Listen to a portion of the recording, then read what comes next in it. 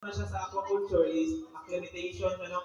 So, ang kanang acclimatation, ang kasagutan na is pagpa-condition sa similya o balik. Kay ang similya, no, i-note ninyo at imanding ang similya ninyo, nga gikan sa Bipar, gikan na siya nabuntuhan na, layo kay nagbiyahe, nabuntuhan na siya gikan, ihatod na diri sa inyo ang barangay, so layo-layo din no, stress kayo ang similya na ako.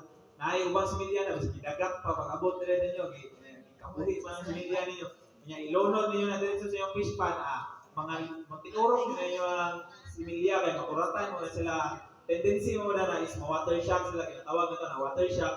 Mabaguhan sila ba ang temperature sa tubig, gikan sa sulod sa silupin, kanya ang inyong fish pan, lahit ang temperature, init ba na sila, o bugnaw ba kayo na, paglunod sa isda na is, makuratan sila sa kuwan, ma-water shock sila, is mga matay na sila.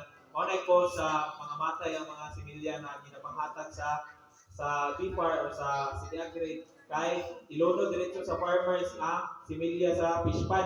Dili na i-acclimate ba, mao ni siya kailangan ipalutaw ang atuang similya sa kanang napay silupin na ipalutaw siya og 15 to 20 minutes bago na to abrihan ang silupin. Sa pagbuhi ko sa isda kung abrihan na 20 minutes nga no or 15 minutes may inyo ang kuan, pag-open sa silupin, nakalastiko raman na siya or goma. Pag-open na is hinahinaya na itong pasulod ang kanang tubig sa inyong kuan silupin. Tangan ito. Kamutol lang na ito, ana lang na ito, nagkabutangan ito, gamay ba ang silupin, itong tubig sa inyong fish pan. Butangan na ito sa silupin. Dahil para paspas yun, di sila makuratan yun, di sila makuratan ng similya. Kaya nga siya.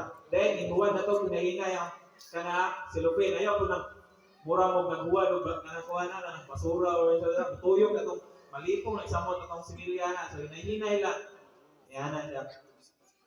Sunod is, kaning tamang dami ng fingerlings, tamang dami ng isda. So, basig mo reklamo dire ba nga, sir, pwede man siguro to 2,000 na to, 3,000 na to ang fish pan ng hulog similya kay natulako mo to ang fish pan.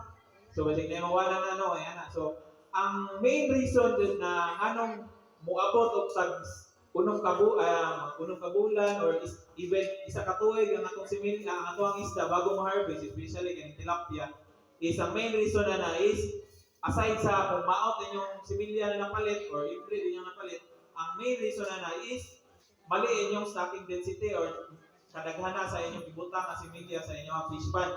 Kaya ang uban, mangayo similya sa opisina, sir, mangayo 1,000 nga similya sa kuan sir, kaya nakoy fish pan dito ba? Kaya pag-monitor naman sa fish pan, sus, 100 square meter ang fish pan, ang ibutang 1,000.